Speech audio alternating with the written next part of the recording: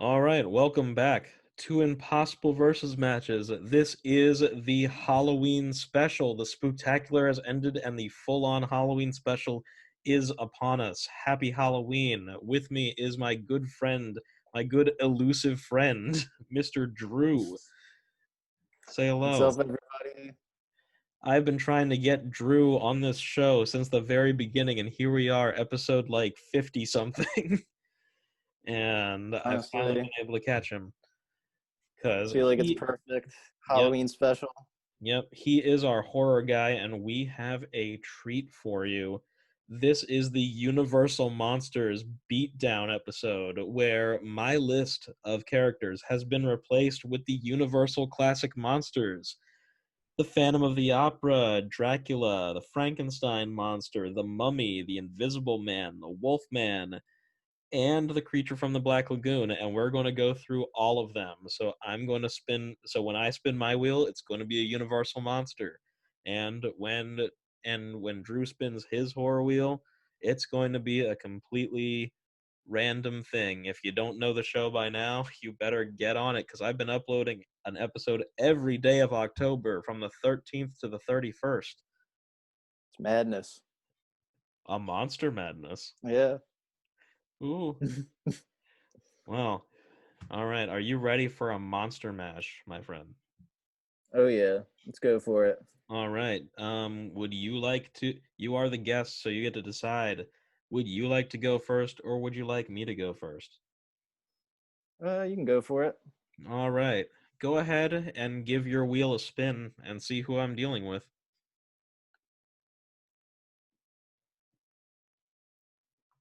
And I'll tell you if we've used them during the Halloween Spooktacular or not. Yeah. Yep. You guys did. I Oh, got Audrey too from Little uh, Shop of Horrors. well, we have used Audrey too, and that is a brand new episode as of the time we're recording Hmm. this. Check it out. Check out the playlist. Well, go ahead and give a re-roll.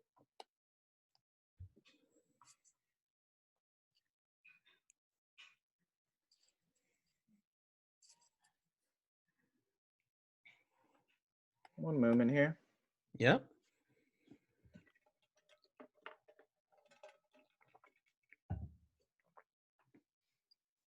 Starting off a bit simple, a little basic, but it works. Okay. Jason Voorhees, the classic. Ooh. Well, here's the surprise for you, sir. We've also used Jason Oh Voorhees. my god, of course. You'll never guess who he went up against, ever. We did. Freddy Krueger. Press and I did Jason Voorhees versus Master Roshi. Which will That's a actually, matchup. Holy shit. which like unstoppable. Talk about unstoppable force versus immovable object. Because Jason probably can't take down Master Roshi, but Jason also can't die, so he might just keep coming back. Yeah, who knows? Maybe in his old age, Roshi got a little rusty. But I hit a reroll and I got Frankenhooker. Oh, sick. Classic. Ooh. Now I almost wish we stuck with Jason, but you know what? Um, so I think I can make this work. We are starting with an OG, the original Universal monster, the Phantom of the Opera. It's a strange pairing, but Very strange pairing, but you know what? It can work. um, so how do these two come together? Now, go ahead and give the audience a brief little description of the absolute fantastic film known as Frankenhooker. Frankenhooker is a bit obscure about a man whose wife dies at a freak accident. He essentially tries to revive her Bride of Frankenstein style, uses a bunch of hooker pieces that he got from the seedy underbelly of New York. And it is an absolute gem. Does the Frankenhooker herself have any specific like personality, or is she just a hooker? I mean, essentially pretty hooker-esque. Mm-hmm. Only can only say a few phrases like "want a date" and "Jersey boy." Got it. Uh, sometimes has lightning strike from her, but All right. not. Um, If you Pretty have cut and dry, the hooker version of Bride and Frankenstein, right, essentially. if you haven't seen Frankenhooker, that movie is an absolute gem of 80s horror. I need to find an Arrow video release of that. But the Phantom of the Opera, on the other hand, is the Phantom of the Opera. He is a disfigured guy who hangs out below the opera house, and it's really just a love story, pretty much. Um, Phantom of the Opera is probably the Universal monster that I'm familiar with the least because that is silent era. But basically, he's after this one girl, and she finds out that he's ugly, and he doesn't take that lightly. That's pretty much it. But I think that's how the scenario actually ends up going because Frankenhooker, maybe so let's say that Frankenhooker the movie did not end the way that it did. Yeah. Um and so the guy takes Frankenhooker, decides to take her on a date, even though he really doesn't need to. She's Frankenhooker. um and so they end up going to, the opera house where the Phantom of the Opera, does his thing. And the Phantom is, he's lurking and he sees Frankenhooker, and of course she is covered in like stitches and everything, and he decides, you know what, but she's all dressed up nice, so he's like, oh, she's attractive, she shall be my bride. But and then he realizes that she's like him because she's also, horribly disfigured, she's made of different women. So he's like, oh, a perfect match because they have common ground now. Someone um you can relate to. Exactly. Um, but then so he, pulls his Phantom of the Opera shenanigans, like he has, the smoke come out, or he turns out the lights or something and goes and absconds with Frankenhooker. And it's the same general. It's that iconic scene where he's playing the organ and she like wakes up and goes over and takes the mask off, and he's like, oh. um and but she, she's not having any of that because she's pretty much conditioned just to, be for that one man, the one that built her. So she tries to get away, and he underestimates her, so he like grabs her to stop her, and she shoots some lightning, and now Your he arm falls realizes. off. Yeah, now and now he realizes that he's got a little bit more than he bargained for with Frankenhooker, and this basically is a pretty awesome fight scene in like the sewer type like underground catacomb area, and that's maybe the best I can do. But I feel like it's more of a, a tragic story where once again the Phantom of the Opera sees someone that he admires, but this person is actually common ground with him, but she cannot. Well, she just can't love because she's a hooker. Yeah. She's not made for that. Cannot dedicate herself to one man. Yeah, or maybe he just doesn't like her modesty, so he decides to like get rid of her or something, or doesn't like her lack of modesty, I guess, because he's an old fashioned, almost gentleman. He's a traditional man, from Yeah, the hundreds. of course. I really like these ones where it like takes two different time periods together because we have the Phantom of the Opera who's from the silent era of film.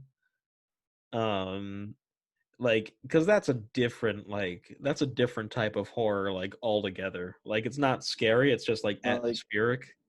if Frankenhooker's almost kind of like a gory, like slapstick. It definitely Right. takes a bit of inspiration from I feel like the Golden Age that came right after, but it's definitely Yeah. like a real wacky like '80s horror Yeah. through. It's like an 80s horror movie with lots of like electric like personality. It's very in your face. Like there's that whole scene where he invites a bunch of hookers over and they all just Yeah, explode.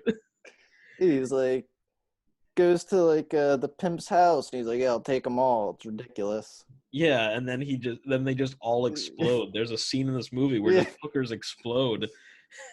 It's amazing. So we just take this like crazy because the 80s just had a bunch of ridiculous horror movies. And then you have the Phantom of the Opera, who comes from a bit of a more dignified time. yeah, subtlety. Yeah. Um, Atmosphere versus just blood and guts. Yeah, in your face. Can't get better of a contrast than that. So, um, are you ready to move on to the next monster? Oh, of course. All right. So I'm going to go ahead, give a little spin, and you're taking the road less traveled, my friend, with the Invisible Man. This is oh yeah, I got so Invisible Man versus the Bad Taste Aliens. This is a I don't know.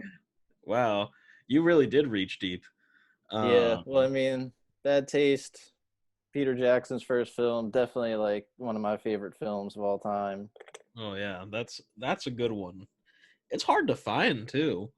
Yeah, I mean, believe most of the DVDs have gone out of print, but there's like one of Yeah, those weird like 101 discs you can find it on. yeah. I found like a full-on DVD release of it at a thrift store, and of course I have to grab Bad Taste. Yeah, like that's honestly pretty rare. I don't have the DVD. It's got a holographic cover where when you move it to the side, he's flipping you off the British way, and then he's flipping you off the American way. Yeah, and it's like it's laid out like it's a diner menu. It's good Yes, stuff. exactly. That's it. Um, so Invisible Man, the original Universal version is a scientist that turns himself invisible, and he wears the bandages and like um like the smoking jacket, wears like the bathrobe or whatever. Um, and is the invisibility has gone to his head, and he wants to create like his own race of invisible like superhumans and eventually like dominate the world. But no one knows how to fight him because he's invisible, and it's like the early 1900s the movie's set in. And if you haven't seen The Invisible Man, probably some of the coolest effects for a 30s movie you are ever going to see, because it is absolutely mystifying how they pull off. Like, he takes the bandages off and there's nothing underneath. It's crazy. I Even when remember, I was a kid, I thought the just when he's invisible and he's moving like stuff around, it's real cool. yeah, it's really crazy. And I think we actually learned at school how they did that. It was like a primitive green screen where they filmed him like on a black backdrop, and then like take the bandages off. Like, he was wearing black, I think, and put him on a black backdrop, and then they like cut out the film and like taped it in there, Oh my like frame by god. frame or something crazy like that. Um, but really cool effect. But that's basically him. He's invisible and he's an asshole. That's his whole thing. Well, for those who don't know, Bad Taste, I mentioned it was Lord of the Rings director's first film. It's about Mm. a race of aliens that come to Earth to essentially harvest humans as fast food meat for their like version of McDonald's. And that's all there is to it. Yeah, just about. They disguise themselves as humans. You know, a few sheep get killed, mixed up in the crossfire. I like that this is almost like classic cinema versus the 80s at this point. Yeah, I feel like that's kind of where our sensibilities lie. It's probably going to be a running theme, I like that. I like the old versus but new aspect. old versus newish. Yeah, I mean, I guess the 80s aren't like new, but it's a whole other side of the of the Yeah, world compared to these movies. but for this crossover, I'm thinking now you get went more in depth with the Invisible Man. There's the aspect. Like the aliens can invade, but the thing is, he's invisible. They kill everyone in the town, but they can't Mhm. find him. Right. They probably don't even know he's there. Yeah, so he's wreaking havoc. But the thing is that it's almost like a they have a similar plan. Like he's bent on world domination. They're trying to harvest all these humans. Hmm. It can go of two ways. Like he can have a change of heart and use his powers for good, turning other people invisible to save them from this alien threat. Or I don't know, join with the aliens and start an invisible fast food company. I know that Bad Taste is obscenely low budget. um, Yeah, yeah. but did they have any like kind of infrared type thing like the Predator did or something? Like No, in I the mean, museum? essentially all there is aliens with AK-47s that slice humans up and turn them into gruel, essentially into a grits kind of mixture and drink Uh, them. It's ridiculous. all right. So how so you're saying so they're coming down and doing their thing, but they can't, track down the Invisible Man. So I mean, I feel like he'd be on the side of the people because you know, if all the people are dead, then he can't create a race of, invisible people, right? Yeah. So the only, I guess, plausible he would have to see him as a threat, but essentially I feel he would turn the population invisible so they could escape, and he would have to rule over them. As the invisible king, but Yeah, no one invisible would ever king. see where he is. He's the only one who can save mankind at this point. So I mean, fair enough. Honestly, I've had the Invisible Man in like my main list for like a few weeks now, but I keep going like, how would a fight with him and someone else work if they can't see him? yeah, Like they don't even have to know he's there in order to, instigate a fight, I guess. Um, but I feel like he'd be able to hang pretty well with the bad taste aliens. Like he'd probably, take their AKs or something and use them against them. yeah. Um, I'm trying to imagine the caliber of acting that Claude Rains brings to the Invisible Man in the movie, like in like the setting of Bad Taste, because his acting is way better than it ever needs to be. Compared Like, to a bunch of teenagers running around the woods of New Zealand. right. In fact, like if you haven't seen The Invisible Man in a long time, because I know that you've seen it before, right? I haven't seen this since I was a kid. Oh, okay. Well, highly recommend it, but it's like every character in the movie is one of the worst actors you'll ever see in a movie. But then you have the guy playing the Invisible Man, and Claude Rains does a way better job than anyone else in the entire movie, and it's kind of amazing. Would you say he's underutilized since he's invisible half the movie? I would say that he's done like better because most of the movie he spends with like the bandages on, Mhm.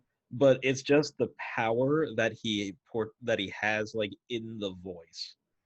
Because you know how like the 30s had like a different way of speaking. Yeah, It's like what is almost that? The British, but not really. transatlantic like accent. Yeah, where he's like, "I shall create a race of supermen" or something like that. Yes, Everyone is invisible. Like it's just this strange accent that just like doesn't a exist very anymore. like Bella Lugosi, like pulls a string, Yeah, kind like of. a little more more subdued than Yeah, than Bela Lugosi in Glen or Glenda, but he has this like strange like almost European but like American at the same time accent. But he there's a lot of power in it, and he does a really like great monologue when he explains his motivation. Um, if anything, it's great voice acting. yeah. I mean, that's really the only part of the movie I can think back to where I can actually Mhm. think of the performance. Right. But it's very good. The drawback is everyone else in that movie is one of the worst actors ever. Watch the Monster Madness for the Invisible Man on Cinemassacre and you'll get what I'm saying. But like there's like a cop that's going after him. He's like, "Oh, I see what's wrong. He's invisible. That's the problem." Everyone else is so No emotion. disinterested. Yeah. But all right, we've got the Invisible Man out of the way, so let's roll with the next one. Who you got?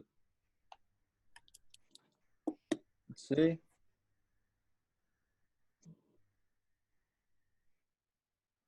Uh, Who? yeah, this is one for you. All right. Blob, but I wanted to go a little crazier, so of course I had to pick the '80s version. That's Oh, the '80s super blob. gory. All right. Unfortunately for me, I have not had the pleasure of watching the '80s blob. I mean, we Um, could do the '50s one. it. Same I mean, thing. it's the same thing. One's just way messier. Yeah, one So you actually see the kills. yeah, I mean, they're the same. They're the same thing either way. Um, I don't know if the '80s blob is like bigger, but it gets bigger. You know. Well, yeah, it gets, no, it gets like way over the top, and he like goes into the sewer. But yeah, it's essentially the same deal. They hit all the same plot points with the movie theater. Right. So there's really no difference at all. There's no reason to specify. Mm. Just one's gory. And one's just super gory. It's got the more '80s esque characters like the biker bad boy and stuff like that. Right. All right. Well, let's see. Who does the blob have to deal with? Or who has to deal with the blob? Ooh. Oh, it's right on the line. All right. I'm not going to lie. I've spun the wheel like 4 times while we were talking about the blob, and the wheel just really wants Dracula versus the blob. Oh my god. And man, I'm really not digging that. But all right. Because Dracula is like the monster. Yeah. He's like the main one. Like whenever someone thinks of like classic monsters, their first thing is probably the vampire, Yeah. Dracula, I if it's mean, not the Frankenstein monster. such an So iconic performance. Like all the imagery in that movie, right. perfection. Um if you haven't gotten a chance to watch a Blu-ray of the original Dracula, it is Man, so beautiful. I just want to say I watched all these movies like on tape, Ah, like okay. Dracula, just all the classic Universal films. Right. So I haven't been able to really see their full like how Ooh. grand they can be. grab yourself the grab yourself the anthology collections or whatever, because they have a Blu-ray where it's like the Dracula collection and it's just every movie that Dracula's been in. Is um that even? But that's like I mean, it's got like technically one. 20 bad movies and one like quality one or I mean, two. if you That's like the it. Universal monsters, that's what I really like my Frankenstein Legacy collection, because it's the original Frankenstein. It's got Bride, and then it's like Son, Ghost of, etc. Mm. But it also includes like Frank Abbott and Costello Meet the Frankenstein. That So honestly is like I don't know, like it's part of that the movie canon. shouldn't be as good as it is. It's such like I hold that in the same regard as like the classic Universal monster It's films. fun. It's really good. And it has all the monsters. Yeah, it's Like the it's only great. one. It's the only one that Bela Lugosi, came back for. Yeah. Um, but no, I like those ones. I mean, I would say that probably like the Creature from the Black Lagoon and the Invisible Man Legacy collections aren't as worth it, because there's only like 3 Invisible Man movies and there's like 2 or 3 Creature from the Black Lagoon movies. Um, but I mean, Dracula, I don't think I should have to explain this to people. He's Dracula. He's the one of the most iconic characters um, ever. It's just that Yeah. this is the Bela Lugosi one, so this is the one that has the classic voice of Children of the Night. He's got the accent. You know, I don't think garlic is ever mentioned in the Set the movie. standard. Yeah. Um, he can turn into a bat. He can turn into a wolf. He can turn into mist. He Turn into mist. I always forget about that one. Yeah, that's one that's often forgotten. I often forget about the wolf. It's like why have a Well, werewolf? It's kind of yeah, redundant. that's the thing. I kind of always thought the fact that he could turn into a wolf was pretty sick, but yeah, it is redundant with the wolf man. But I Yeah, guess he's not humanoid. yeah. Turns into a wolf. I think he can talk to bats. I don't think that's ever like explored, but I feel like What? I think he's like Aquaman with nocturnal animals, but I could Oh just be my pulling that god. out of my ass. Um, you know, he sucks the blood of his victims, and he sleeps in a coffin. Can't go in anywhere unless he's invited somewhere. Has no reflection. Um, he has to be in his coffin to travel overseas and stuff. Um, oh, here's something that the people might not know is that he has to have Renfield, his familiar, with him. Um, so I wasn't basically aware has of to have that. a dude. Um, basically because he has Renfield, who's like basically his servant, so that he can do stuff like in the daytime, like have a guy do his bidding during the day and stuff like that. Um, I mean, like he can't book a trip on a boat Yeah. and sleep in a coffin, so Renfield's like, "Oh, this is my luggage," so that Dracula can travel, stuff like that. But that doesn't matter because he's fighting the Blob. Um, so Dracula's just chilling in his Transylvania castle. Dracula's castle, the set of Castlevania. Um, and so he's just there, and Renfield is like, I don't know, doing the dishes or some shit. And Cleaning the cobwebs. yeah, exactly. He's like, I want to make it look good for you. Thank you. You missed a spot. Um, and man, it's hard to think that Dracula used to be like the scariest movie that was in theaters at one Yeah. point in time, and then like a few years ago we had like Hotel Transylvania, where it's like Adam Yeah. Sandler's Look at interpretation of a vampire. Like he's that's like, I so don't say crazy. that. How, But they did I mean, I feel like that's representative on how like cartoonish he's kind of become, but they also kind of parody that yeah, Dracula wants to be seen as like scary, but he's kind of become a big joke in modern culture. right. Like it's so crazy how times have changed. Where like Dracula and Frankenstein used to be the scariest things there were, and now it's like, you know, It's kid other stuff. stuff. Yeah. Now that's just, yeah, that's like kids stuff. But so he hears the screams in the village below. And Dracula's castle is pretty far away from the village, so hearing them, that's kind of a big deal. And so he's like, "What's going on?" It's like the middle of the night, and he's like, "Renfield, go check it out." And he goes down there, and it's the fucking Blob is in the village, eating everyone, and it is gory. It is disgusting. Um, and so Renfield, runs back, and he's like, "There's a blob. There's a blob outside, and it's eating everyone."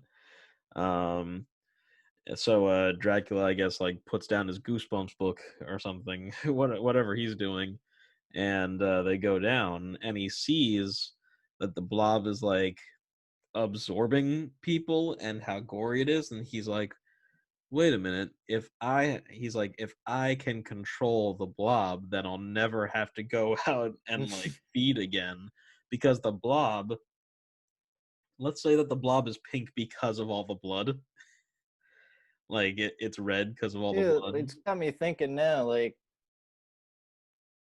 Dracula could possibly use the blob as a source of sustenance with all the bodies in there, but Right. They could have like a symbiotic relationship, like how like yeah, flufferfish on the bottom of like a whale or something, on the bottom of like a shark or yeah, something. Um so like he's like, I could probably use this as like a source of food because he would just have to like take a sip from the blob and the blob would keep like, going at it.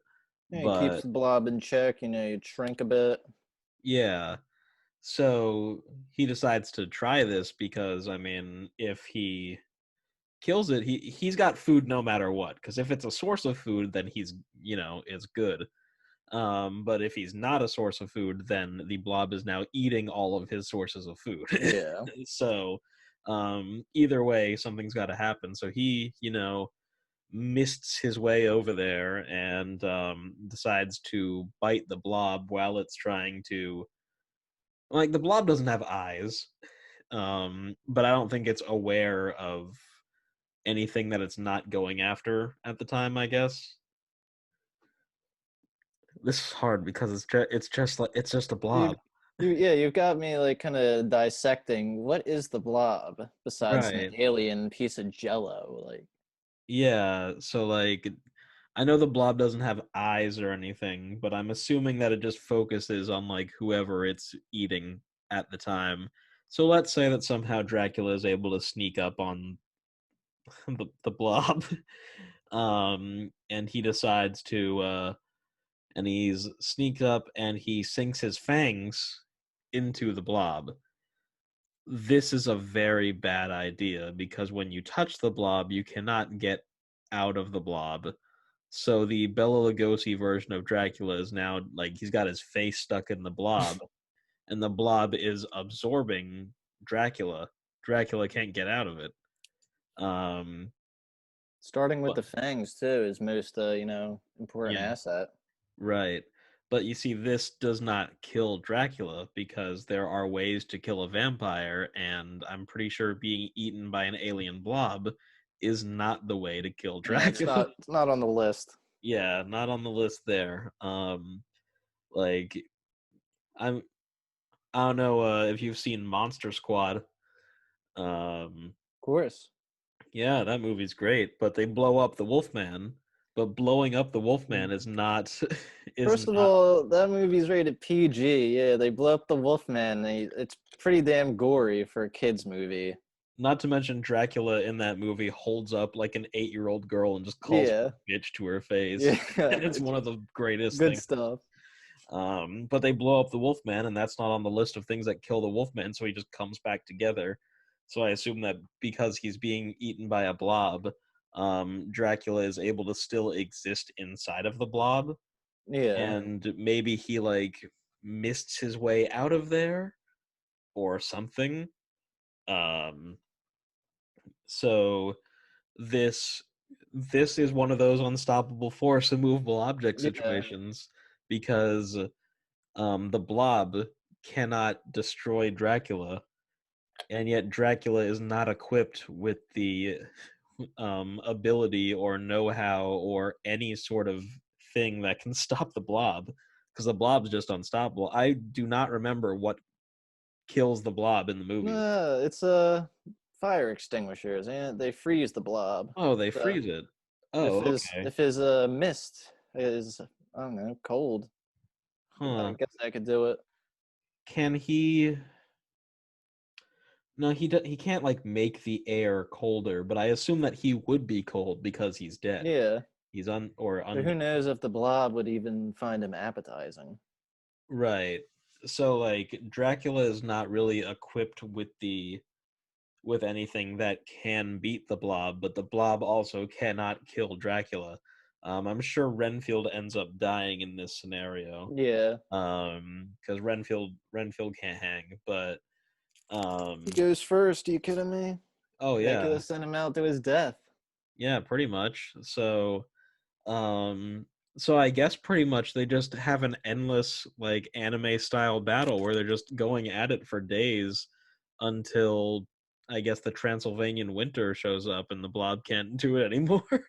Yeah, um, maybe I don't even know if Dracula will be able to use like his mind controlling, like Jedi mind yeah, trick like thing. the blob doesn't have a brain. Yeah, and it doesn't have eyes either, but it seems to be able to act like Yeah, its only knows to eat. and it'll find you too. Yeah, Like have a nose. right. Like, so I don't know. Like, unless Dracula has some like icy ability, then he won't be able to beat the Blob, and I don't really know how they would fight.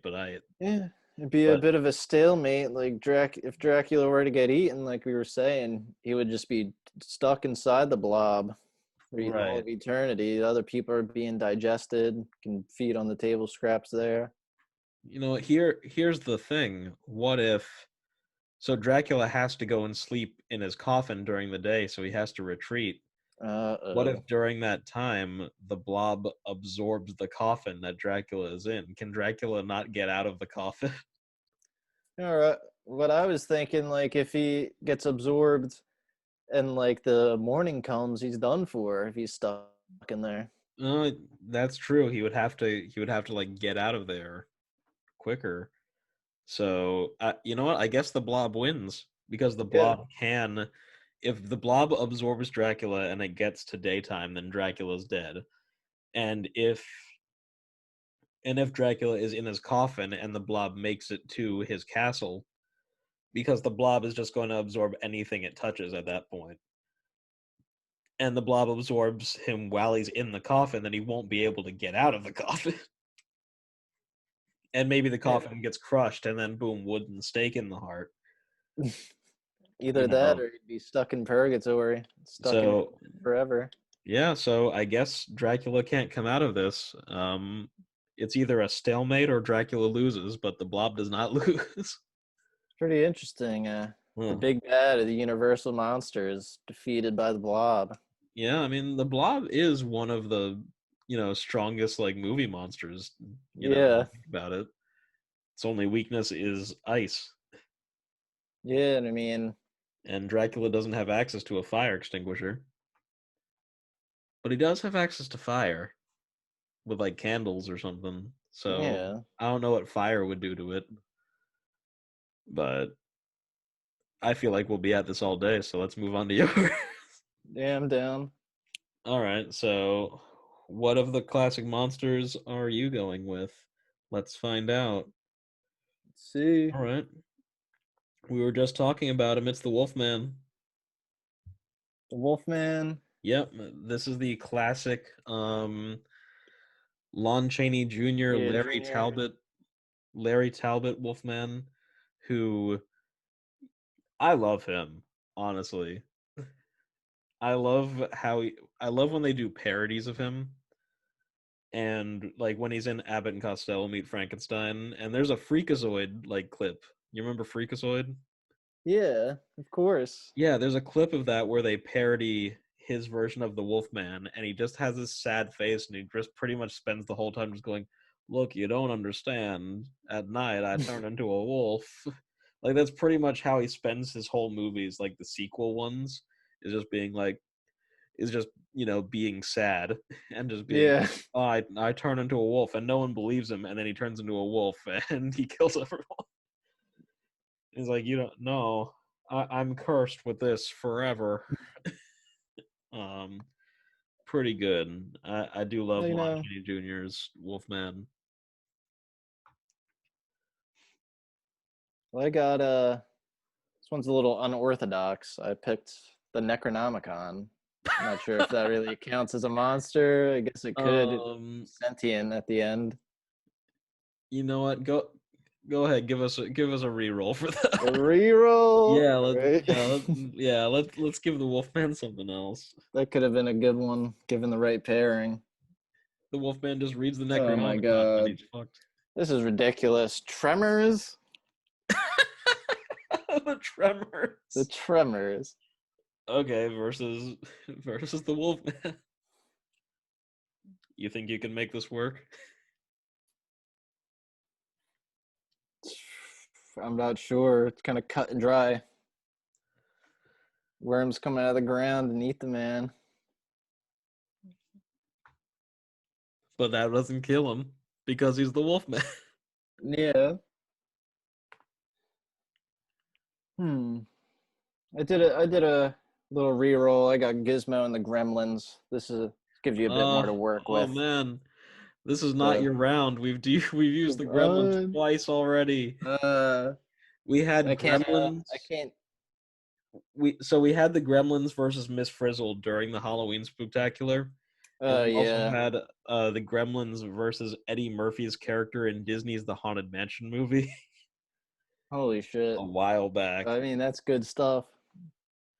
I mean, it Um, would be that one gremlin with the ski mask would shoot, the Wolfman shit up with a silver bullet. there you go. All right, let's try this one more time. All right, come on, give us another. Give us a good one. I'm hoping Michael Myers shows up because we haven't used him at all, and I feel like it's a crime not to talk about him I on do Halloween. have him on the list. All right, so I got Jill Valentine from Okay, there Resident we Evil go. 1. There we go. We've used Leon before, but not Jill. And Jill's the OG. They just released a trailer for Resident Evil 8, and it showed that there is going to be like humanoid Wolfman like S creatures. That'll be a first for the series. There's only been like zombie dogs and infected dogs prior. So All right, so go ahead, tell the audience a little bit about Jill Valentine. Jill Valentine, she's a member of STARS. It's a special police force similar to SWAT. She gets involved in the mansion incident where she essentially got herded into an abandoned mansion slash underground zombie laboratory. Has to face off with all kinds of zombies and monsters and freakish ghouls, zombie crows, any pretty much anything under like the B movie criteria appeared in the first game. Mm-hmm. Little green ghouls, buddy. Yeah, the hunters. But so I'm essentially thinking that she would for this to work, she would have to get involved in a similar incident with the Wolfman running amok. Mm-hmm. So, is she going to be in the Resident Evil 1 mansion? Thinking if we could do a bit of a crossover, All perhaps right. like the Wolfman stumbles upon it. Now, does he stumble upon it as the Lon Chaney Jr. Larry Talbot, just sad Yeah, man? Please don't let me into the mansion. I turn into a wolf at night. I mean he'd be right in line with some of the Yeah. other creatures. Mm-hmm. Probably seeks some shelter there. Yeah, exactly. Seeking shelter like the rest of them. But yeah, Right. like they find him as a survivor in the house because you do come across a few of your like fellow police officers. Okay. Yeah, Cool. stumble upon him like as a survivor, but it's a full moon. He's slowly changing. Mm-hmm. Does now as someone that has not, I haven't played the Resident Evil games actually. Because I've been a Nintendo boy all my life, and when they Yeah, were on Nintendo systems, they I had a very protective rating system mom. yeah, I feel that. um, so like is the first Resident Evil like similar to Luigi's Mansion in the fact that it takes place in one night? Yeah, absolutely. It's Okay. a bit of an adult Luigi's Mansion. Yeah. Now that you mention it, I could see the Luigi's Mansion probably took a bit of inspiration. Oh, I'm sure. But I mean, like, I mean, nothing else. I'm not drawing any other similarities, but like Luigi's Mansion, you do all that game in one night. So Yeah. does Yep. Resident Evil 1 take place in just the one night? Yeah, just one night, Oh, okay, straight darkness the whole time. I see. So he'd probably be like, "No, you don't want to save me. See, I turn into a wolf Yeah, at night." And leave they're me like, "No, behind. you're just a dude." No one believes him until he turns into a He's a wolf. survivor, has to come along. You Mm-hmm. know, Right. the deeper they go in the laboratory, the full moon's coming out. He's slowly changing. Does the full moon affect the Wolfman if he can't see the full moon? That's the thing. I always assumed that it was like a natural clock. Like he has to turn. If there's a full moon, whether he's aware of it or not, he has to turn. Like, because you always see him like transform if he like looks out the window and sees the full moon Yeah. or something. But like what if he just hid it in the basement like for the night? Like, would he turn into the Wolfman? Is it exposure from how powerful the moon's rays are? Yeah, like does the Wolfman come with the tide? Which, by the way, if you're watching a Wolfman movie, it's for some reason a full moon every night. Yeah. Like I think the first Wolfman movie, he becomes the Wolfman like 3 times. It's like how long is this movie taking place over? You watch Um, the any Wolfman movies, Wolfman for a majority of the film, like has to was it take place over a few months? yeah. It'd be too dire an issue. Um. So no, I mean I see this playing out kind of like a boss fight, like a quick time event, because we're Yeah. we're taking him to the game world. We're not taking her to the film world this time. Yeah. So I could see like a pretty cool like you gotta run away from him like in the hallway and he's like on the walls and stuff like jumping around. Well, even essentially the first game starts, they're out in the woods and they get attacked by dogs, and that's Hmm. what causes them to run into the mansion. So he could Okay. be the ringleader of the dogs, like there's puppets or what have you. Right, because I mean he of course he'd be able to talk to dogs and wolves He's and stuff. the alpha male rather. Oh yeah, of course, because he's the Yeah. biggest and he pees on the most stuff. Mhm. Yeah. um, I could actually see this fight. I could see the Wolfman taking them out of the mansion. Like, Yeah, back into the courtyards. right, probably even further because I don't think they have the silver bullet equipment. That's what I was gonna say. Like you find some pretty ridiculous stuff throughout the campaign, like grenade launchers, all kinds of Mhm. flame rounds. Right, but as So we just discussed, if you you don't need a silver bullet specific silver Wolfman, bullet. if you don't silver bullet the Wolfman, he's just going to come back. So I don't actually know any of the other Wolfman weaknesses. Like, is it just silver? So you're the expert. I'm not sure. Like, I want to imagine, or maybe there also might be something like if you kill the wolf that like made him the Wolfman. Yeah. But What I'm would it? also Would that would cure? yeah, or that would cure him, not kill him. Or maybe I feel like there's something about like stabbing him like with like the fang of the Wolfman or I mean, something. isn't there some movies where you can die from a stake? I'm pretty sure that's like Howling 2. They're doing weird shit like that.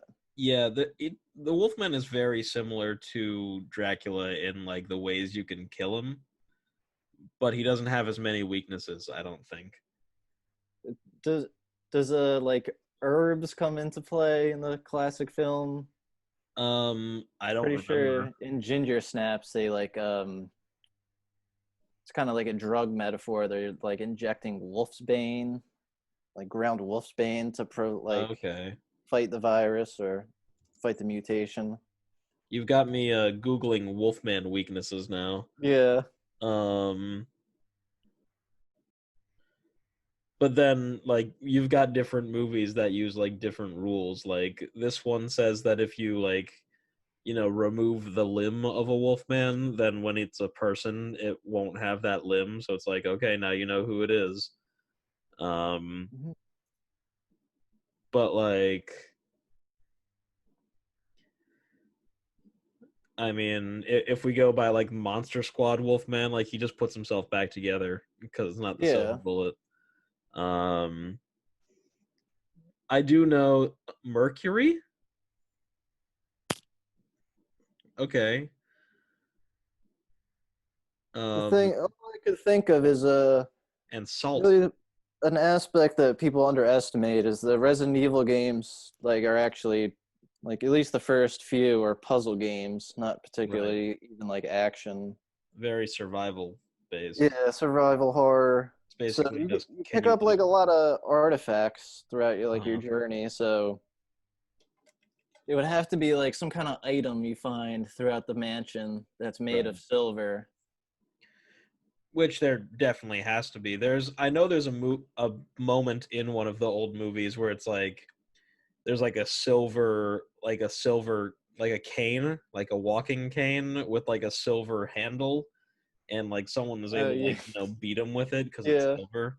So or like stab him with like a silver like blade or something. So there has to be something like in the mansion. But other than that, I think he's pretty formidable for Jill Valentine. yeah, absolutely. Like be he'd be up there with like the tyrant, which is the last boss in terms of Mhm. power. Right. Just Um, oh, according to Monsters on the Web, um, wooden stakes and mercury are untrue weaknesses. untrue. Yeah, Yeah, I mean, of all of the werewolves that you can test this on. to Um, fact check. right. But even then, What's after you what's kill the him, mercury? Like where does that come into play? You inject him with a little mercury. I'm pretty sure that would yeah, kill anything. throw a thermometer at him. Yeah. But even then, like he's never truly dead. Like in one of the Universal movies, I think it's like Frankenstein meets the Wolfman or something. Some grave robbers like dig up, Larry Talbot's grave. He's dead, and they like I think they take the silver bullet out of him or something because This is it's like silver. And then the moonlight from the full moon hits, the dead Wolfman, and he comes back to life. straight So like like, that scene they remade in Friday, one of the Friday the 13th. yeah, where he gets struck by lightning and comes back to life. Yeah. Um, yeah, so like as if the Wolfman is dead and doesn't have what killed him like in him, I guess if the full moon still comes up, he'll just come back to life on the next full moon. Yeah, the next month be back Yeah, at it. I mean, Raccoon City gets hit by with a pandemic like every other day. yeah. So I mean, it's all good. Wolfman will make it. Yeah, he'll make it to the sequel. Yeah, but that was interesting though. That was an interesting twist to bring in a horror gaming character Yeah, to the mix. my favorite franchises had to get a little representation. Of course, of course. So, who's up next? Let's see. Hopefully, we don't go through a giant list of rerolls again. Yeah. This is a real weird one that I'm pretty sure you're familiar with. Aylmer from Brain Damage. Oh my god! Yeah. I was, I don't know why. There was like a sense I had that we'd be talking about brain damage today. You know I love this movie. Oh my god. I got the Arrow Video did a release of that, which is pretty sick. Yeah, I need to grab that. Arrow Video in general is fantastic for the horror fan because they release these Blu-rays with art with like really nice art, really nice Reversible covers. art. You get the poster. Yeah, they give you a poster It's like real sometimes. nice box set. Yeah, if you don't get a poster, then you get like a little art book. Yeah, like really catering to collectors or people who still buy Blu-rays that are into that kind of stuff. Yeah, we're physical media guys here, so Yeah, some real nerds out here. I really love my. I've got Brain Damage, I've got Basket Case, and I've got Killer Clowns from Outer Space by Arrow Video, and all of those releases are fantastic. Yeah, they recently like started a like a US branch. They were region free, but they were, UK only for a bit there. Oh, nice. I'm gonna have to order some stuff from them too, because that's gonna be some. There's a lot that I'd like to have in my collection. Mhm. Um, so Aylmer, So Aylmer, I'm assuming most people aren't aware of this movie. It's absolutely batshit insane. it is bonkers. It's essentially about a little worm, I guess, of extraterrestrial origin, but Right.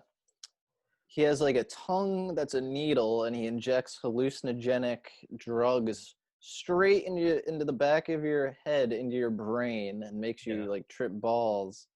And He's like an LSD monster. yeah, and essentially like kind of cons whoever comes into contact with him, seduces them with this like addictive drug, and then kind of gets them to like line up victims for them once he gets Right. them real high. Yeah, but he's polite about it. Oh yeah, he's so suave, kind Yeah, of he's like, "Do you mind?" a real interesting like voice performance. Like he reminds me of the brain gremlin from Gremlins 2. Yeah, he's it's just that movie's just so wacky. Like the hallucination effects are great. Yeah, like The whole real thing is crazy stuff. really crazy. There's that one scene where he like picks up the girl like at the club and like takes her into Oh the back my alley. god. Oh, this is crazy. Like so Elmer, I believe, lives inside of the It's like host. wardrobe.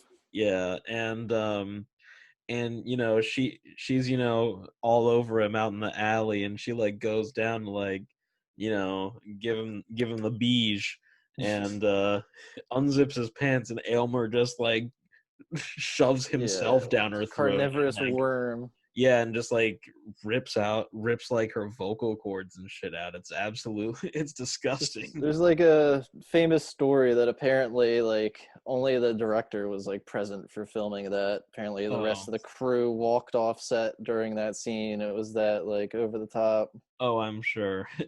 Or maybe the actress was like, I only want the director to see this happening. Yeah, In person, I guess. But Aylmer is going against the mummy. the mummy. But um well, it's nullified. There is no battle. The mummy's brain was scooped out before death. yeah, well, so now we've talked about the mummy during this I did spooktacular. notice you guys did both, right? Yeah, well, we did Imhotep. Um Mainly the Brendan Fraser version. Mm. Versus the Count from Sesame Street, which is one of my favorite matchups. Oh my god. um well, definitely one of my favorites from that session. But it's because Imhotep is the same character, the character in the Brendan Yeah, the Fraser mummy Karloff. movies, but also the character that Boris Karloff plays um in the first The Mummy from Universal, who is surprisingly the third of the classic monsters.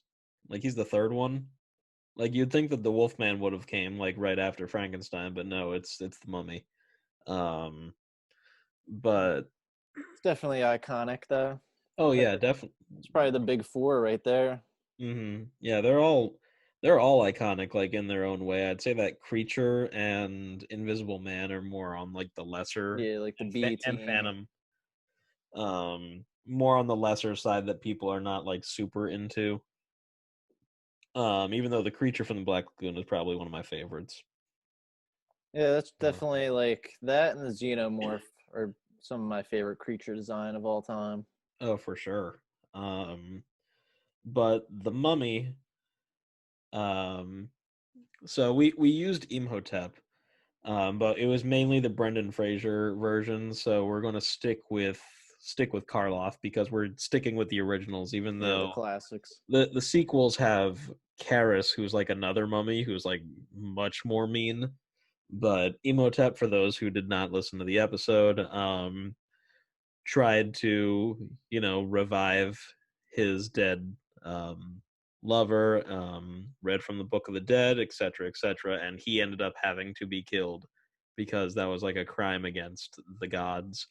He comes back to life when someone else reads the Book of the Dead, and he kills people to like take back the parts he's missing. So take his tongue back, take his brain back, his eyes back, and then he tries to kill a girl who he believes to be the reincarnation of his love, so that they can be united forever. And the Boris Karloff version of the Mummy Imhotep is not the mummy most of the movie. Like you would imagine he's in bandages the whole time, but he's actually pretty much just a dude most of the movie. Which is why the Mummy is actually probably my least favorite of the monsters, just because I don't know, I always found the movie kind of boring, but watching Yeah, it I can agree again, with that. But I don't know. From what I remember, the makeup effects are pretty damn good. oh yeah, very. The makeup on him when he is indeed the Mummy is pretty great. Um, so Aylmer from Brain Damage. Aylmer, that's All right, probably so probably weren't expecting that. I was hoping that you'd bring him up, but I didn't know I'd be talking about him today. Because Brain Damage is quite a good. That's a movie that's a little bit off the beaten path for sure. Yeah, Um, definitely very effective. It like makes you feel dirty. It's definitely some right. social commentary on like psychedelic drugs. Oh yeah, a lot of older horror movies have like a commentary on something that's like big at the Yeah, time. a deeper meaning. Yeah, but it's a lot more subtle of a deeper meaning. Yeah, Like I mean, we have movies that like parallel real life. Like Get Out is clearly like a racism is scary movie type deal, and it's yeah, very on the nose because it's very obvious. But then Brain Damage is like you think it's just an absolute just messed up movie, but it's probably saying something about like drug addiction and stuff. yeah, Uh, absolutely. because it's like it its commentary is hidden a lot by the crazy shit you're seeing on screen that you probably don't even think about. Yeah, Meanwhile, Get Out is like a really good movie, so you're watching it, you're like, I understand this while I'm watching it.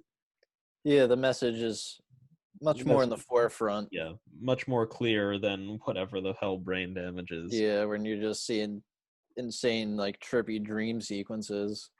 Yeah, there's a bit where he's eating spaghetti and meatballs, and the meatballs like Yeah, turn into brains. yeah. When he's out on a date.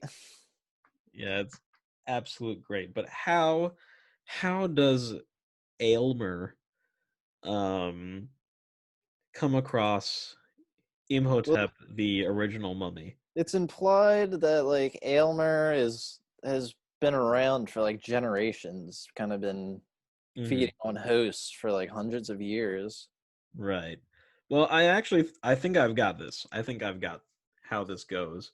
So basically, it's the same general thing where the mummy Imhotep is brought back to life, and so he's arisen as his bandaged mummy self, and he goes around and um first he steals someone's eyes, and then he steals like someone's tongue, etc., etc. He's gradually becoming um the Karloff fez wearing version of the mummy. And so eventually there's a there's a guy stumbling around, and he goes to take the brain. So, the other dude is like freaked out. He's like, "Whoa, man, this is crazy. There's a there's a mummy, man." And so Imhotep is like, okay, easy target. So he goes and starts to take the brain, and then Aylmer like pops out. He's like, "Excuse me, Have a I believe proposition. this seat's taken." And he's like, "This is my brain." And so a brainless mummy, or a rotting brain mummy that pretty much just knows to kill at this point, is trying desperately, basically fighting Aylmer over this brain. Um, and eventually Aylmer like gets the host to like run off, and so the mummy uh takes a brain from someone else pretty much, but he's still really pissed about this. like he like the fact that, someone refused him this part when he's the high priest. He should be respected. Yeah. Um so he um chases after Aylmer and his host, and it kind of he starts fighting the host because he doesn't know what the hell Aylmer is. Like he has no basis of comparison, so he starts fighting the guy. Aylmer bails and tries to inject Imhotep himself, and I don't know. I mean, Imhotep's already dead, so like I don't think that works. But it Would it creates. work? Is his head hollow at this point?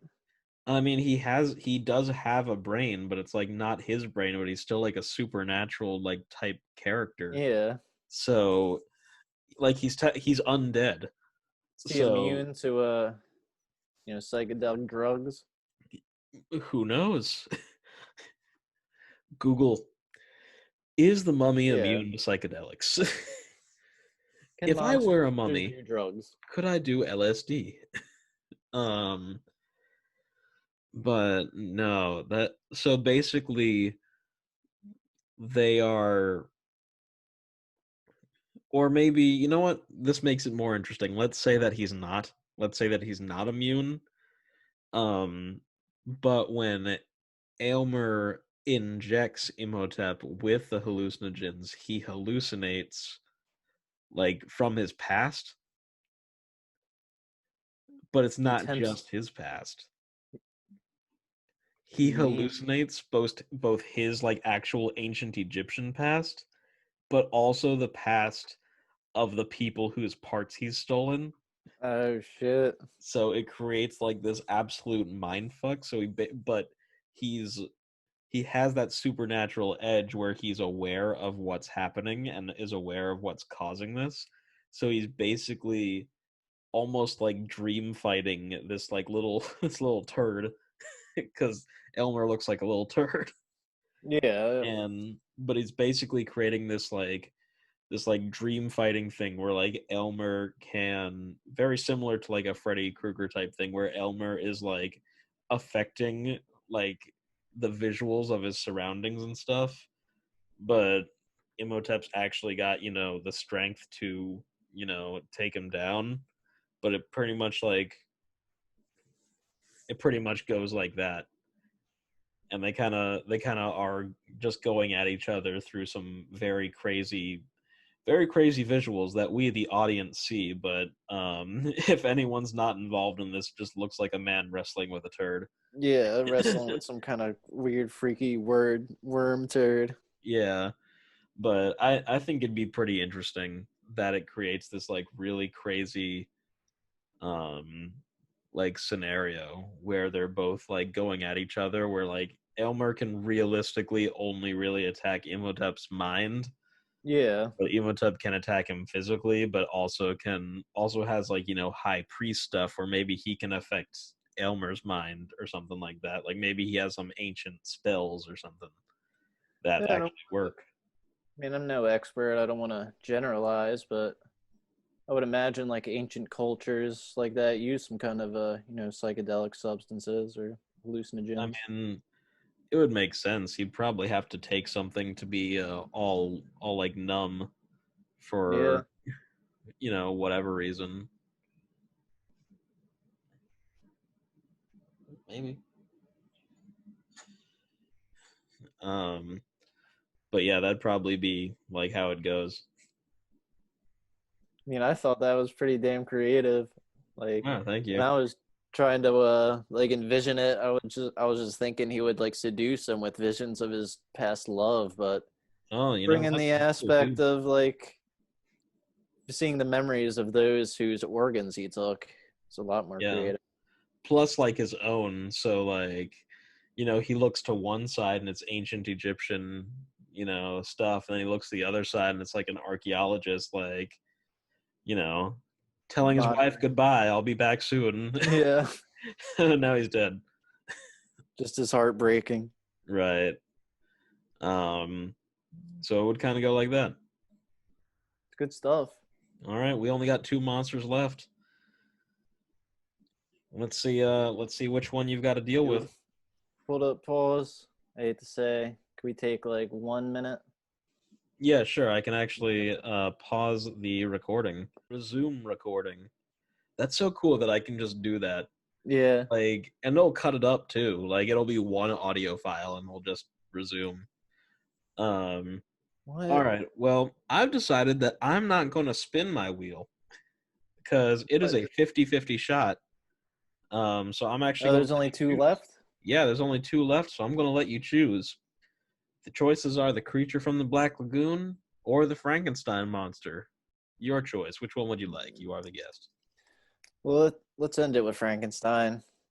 All right. It's iconic, even So though I you love the creature. okay? So you want to do the creature then? Yeah. All right. So who's the creature got to deal with? So I Also got known as the Gillman. Gilman. Yeah, I think that's what he's called. Gillman. He's a man with gills, sort of.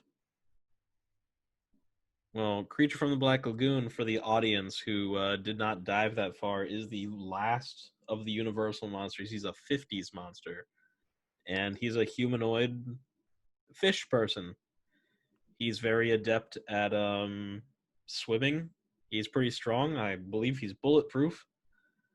And his whole thing is like he's just chilling in like the Amazon rivers, and he's not an issue. But once people start messing with his habitat, that pisses him off.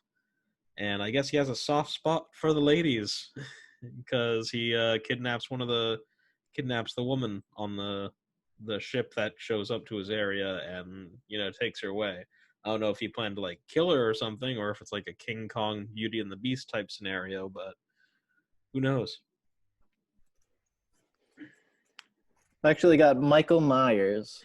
Yes, all right. It's about time we talk Mhm. about Michael Myers. It is Halloween. It's the big Halloween show, so I feel Yep. like he needs no introduction. Everyone knows Michael. The Hmm. Shape Yep. started the slasher genre and essentially just the modern era of horror. Also, is I don't know, has William Shatner's face. Yeah. Um, you can go into man. There's so many things about Michael Myers lore. Like Oh my it just gets god, so it stupid, gets so twisted by the so time you get to twisted. like the Thorn trilogy. Yeah, which is almost even not a trilogy. Yeah, Like they gave up on it halfway through. Um, for the sake of everyone's sanity, let's just stick with the good Halloween continuity. yeah. I'll say Um, like the first two. yeah, first two or the Halloween that came out last year. Actually, I didn't see that. It's so dope. We um Really? we rewatched it. I had the the main cast of friends over, and for like a scary movie night because to usher in October, and we watched Halloween 2019 or 2018, I forget. Um, it's so good. Like it's well shot. They have some good like oneers in there, like some one shots. Oh, I Um, did hear that. Some like pretty crazy, like yeah. some insane one shot stabbing scene. My friend was Oh yeah. hyping up. Yeah, there's a really good one shot in there. There's a good of course the score is good. Like the Michael Myers is more brutal than he's ever been in that one Yeah, probably. Um doesn't get there's his ass beat by Busta Rhymes, I yeah, imagine. yeah, let's not talk about that. Let's not talk about Halloween Resurrection. Yeah. Um there's good kills, there's good visuals, the action's good, the acting is mostly good. I think it's Oh, directed by Danny McBride or produced by what? him. I thought it was directed by the guy that did The Hangover. Might be mistaken.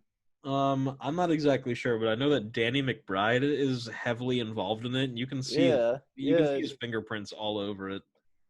Really? Is it a bit a little goofy? it has some like really goofy like lines of dialogue that you would expect from like a movie with Danny McBride and like Seth Rogen and Jonah Yeah, his Hill and crew. etc. Yeah, like his usual type of crew, but like the horror aspect of it is like fully in there, but the comedy side is just there for the comic relief or the moments where it's not being scary. Yeah, Um, and it's done fairly well.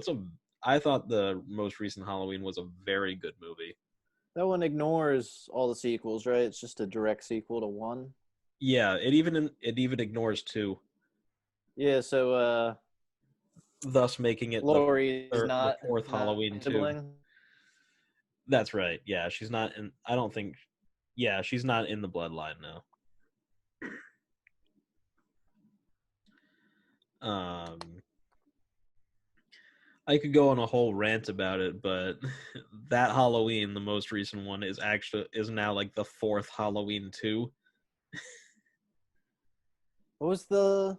Oh yeah, H2O. So Yeah, this would be because what H2O 20. so we've got Halloween the original, then we've got Halloween 2, the sequel to that. Then we have Halloween H2O, which ignores everything after the first one, so it's the second Halloween 2 and like Yeah. redoes the continuity. And then you've got Rob Zombie's Halloween and then Oh my Halloween 2, god. which makes it the third Halloween 2 because he has a remake of Halloween 2.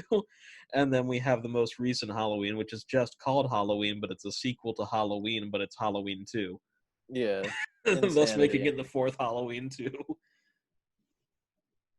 The fourth Halloween 2 and the second Halloween H2O.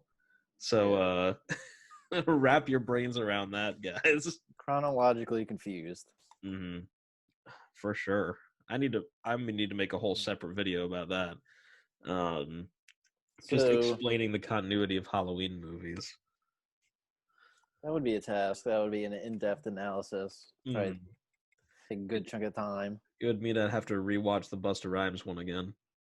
Why wouldn't you want to? Big Brother Halloween. Yeah. Oh jeez. He beats up Michael Myers at the end with like a pipe. Yeah, literally a kung fu fight. Yeah. Jesus. Great And way to that's end how the they ended Halloween. franchise. And that's how they ended it. Yeah, for Yeah. like 20 years. So Rob Zombies. Yeah. But Mhm. so Creature versus Michael.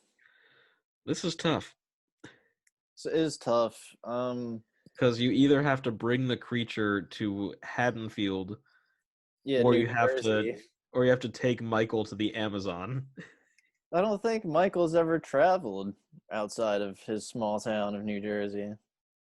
Well, has he?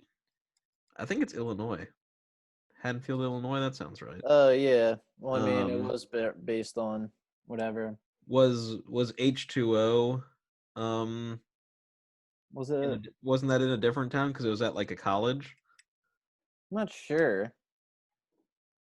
But even then, like, he's been to the mental hospital in two small towns his whole life. Mhm. Did he travel in like 4 and 5 where it's like his niece? Like did she just Nah, happen to live still the same in the town. same town? Oh jeez. See, that's crazy because you've got Michael Myers who never leaves Haddonfield, Illinois, and then you have the creature who doesn't leave the Amazon. So how do they Yeah, go the to one place? Amazon. I'm trying to think, like, I don't know, like that dumb. I think it's like five that he like runs from the cops. It opens with like an extension of the ending of the next one, and he like believe he like falls into a lake or something, and like it ends up hanging with a hermit, which he later kills. Kind Oh of a yeah. Frankenstein-esque scene. But I can't really think of like a scenario where Michael comes into contact with water. Right. And the fact that he keeps the mask on like the entire time he Yeah. hangs with the hermit. Even though the Um hermit's blind. man, Halloween, everything after 3 is absolute garbage unless it's like Yeah. the most recent reboot. And now I'll count 3 as good because 3 is a decent movie. It just doesn't Yeah. have anything to do with I Michael. prefer 3 to 2. I kind of find 2 a bit boring. I I like two a lot myself, but um, huh. So how do how do they This is an meet? insane matchup. It's it's like a I was kind of hoping for Frankenstein monster versus Michael Myers personally, but I Yeah. do like this, but you know what? I think I've got it. I think I've got one. So the creature does travel. Because I think the third movie, like the third in the trilogy, is the creature walks among us where he's at like beaches and stuff. See, I I never believe watched that's past movie. one. Neither have I, but I've seen the trailer. What Those is it, old, like a campy like 50s beach film? yeah, it's something like that. I think it's taken a little bit more seriously just because it's like a Universal monster movie, as opposed to like it came from the creature from the haunted sea Yeah. and like other stuff. Which, if you haven't seen Creature from the Haunted Sea, strap it and get ready for a trip because I have that and it's fantastic. Um, but you know what? I've got it. I've got it now. You got So it. I know this is your scenario, but I think I'll get you started Yeah, get me because started. I have like a few like elements in my head I that was I thinking that the creature gets captured by, some marine biologists or whatever, and they actually take him on a they take him on like a road show like like a exhibit. circus kind of. Yeah, sort of. Or like how they have like traveling exhibits at museums. Yeah, yeah, of Yeah. course. Yeah, something like that. So they, take the creature on the road and overall, um they're able to contain him decently, shape of water style. Um which by the way, if Shape of Water was a creature from the Black Lagoon remake, I'd be down with it. Might as well be. I loved that movie. I Uh didn't get to see. I just saw some bits. That's one I got to sit down and like fully oh enjoy. yeah. I saw it in the theaters twice and I like never do that. Damn. Um which means I sat in an empty theater twice. um What? It wasn't popping? well, actually no, Successful? the first it did pretty well, but the first time I went it was actually the theater was actually filled with old people. Like there Hmm. was no one. I was the only Oh person my under god. the age of like 50 in that theater, and it was That's how I very felt when I strange. saw Prometheus. That was like a Yeah. real like old head kind of movie. Right. Like it was all just like grandmas and grandpas in there. I was walking in and it was very strange. It was like that scary story where the girl like walks into a church and everyone's dead or something. Um and then the second time I went it was just an empty theater as if they were ghosts. Yeah. But no, Yeah, they all died. very good movie, like definitely worth the watch. But I'm saying that he goes on like a traveling like exhibit because I mean there's only one of him. There's only one Gillman. So Only they one of his kind. yeah, there's only one of them. So and obvious and like it was hard enough to capture him the first time. So let's say they take him around to colleges.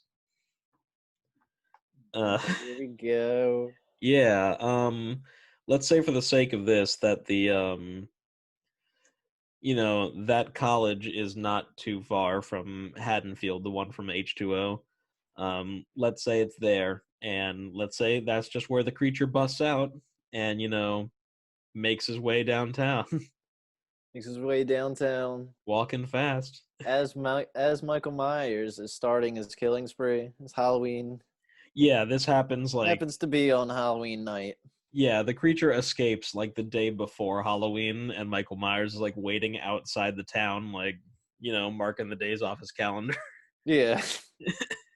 So we have two creatures attacking Haddonfield now. hmm Michael's going after Laurie, to cleanse his bloodline, whatever the heck Right. the continuing story is. hmm But we need a perhaps like Laurie had gone to see the expedition or exhibit rather. I mean, why wouldn't you? Yeah, something so amazing. But so the creature gets a glimpse at her, so eventually, evolve into a scenario where Michael is going after Lori to kill her, the creature's going after her to capture her. So Michael has to go Oh, against the creature because they're both like converging at this one point. oh, okay. I like that. Where like the creature's like trying to protect her, Yeah, and but Michael's trying to kill her, and that then devolves into a fight, which I which is feel just like is pretty evenly matched, even yeah. I mean, online. what did you mention? What the creature's bulletproof? Like, what were Yeah, his yeah. powers? I Like, think they try shooting kind him of a few times and it doesn't work. kind of parallel Michael's powers. Yeah, because like Michael Myers is, what? No, he's probably stronger. Because I mean, if you take the later movies into account, where he Yeah. changes the shape of a guy's skull or something. I don't know how it works, but Oh he my does it. god. He has Like, immense strength. There's a scene, isn't there a scene where he literally impales someone with a shotgun?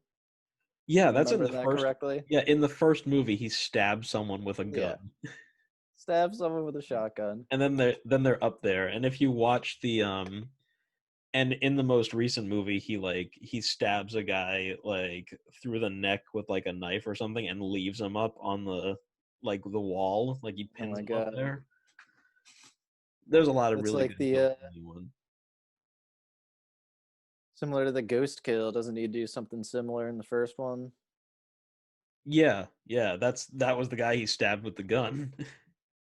Oh yeah. But Or no, so maybe he does stab him with a knife. There is a movie where he stabs someone with a gun, though. If not that one, it's one of it's the just so sequels. clear in my mind. I feel Yeah, like it has to be a sequel because that's just too ridiculous. just like pins him up there. There's one, I think it's like five or something, where he's like being transported in an ambulance for whatever reason, and like he grabs the doctor's face and like just shoves his thumbs like into his eye holes. Yeah. And when they find the doctor later, like he does not look like a person anymore, and it's just so strange. Like it's like he molded him like clay. It's weird. Oh my god. So like he could probably be a bit stronger than the creature, but the creature is Well, also immensely strong. the thing is, like, I don't remember the like what the creature had to go through too well, but like Michael's had his eyes cut out and then like blown Mhm. up within the same like few minutes and still survived after that. Yeah, like if we stick with just Halloween 1 and 2, the originals, I guess he that gets did him in the explosion if you just can count those two. if you just count those two, then the explosion did kill him. But he always keeps coming back. Fire seems to be the way to go with Michael. And the creature, I do not remember what happens to the creature in the movie. I think it's just one of those movies where like they learn to just leave him alone. Like we've escaped, let's just not go back to the Walks back Amazon. to the ocean like Godzilla. Yeah, just walks right back in.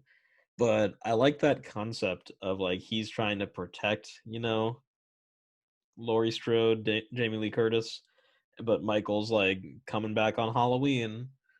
Um, Alternatively, the creature's just running amok in Haddonfield, just killing people, and Michael's just killing people, and then they they both try and kill each other, but it's a little harder than you might expect.